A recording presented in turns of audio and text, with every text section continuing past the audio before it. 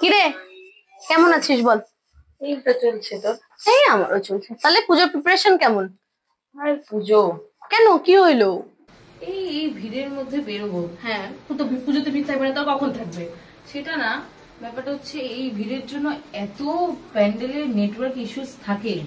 আরে ভাই, এইটুকু প্রবলেমের সলিউশন আছে আমার কাছে। আর তাছাড়াও আর বাড়ি থেকে ফোনটা চার্জ করে নিয়ে যাই, হ্যাঁ 2-3টে ফটো তোলার পরে দেখি চার্জ শেষ। আরে এইটুকু ব্যাপার, এইটুকু। দাঁড়া, তোর সলিউশন এটা আমার কাছে আছে। কি সলিউশন? দাঁড়া, কারণ আমার কাছে আছে Oppo F31। দেখ, এই ফোনটার মধ্যে আছে industry first Hunter antenna use করা, তাই এনি টাইম 300% নেটওয়ার্ক বুস্ট পায়।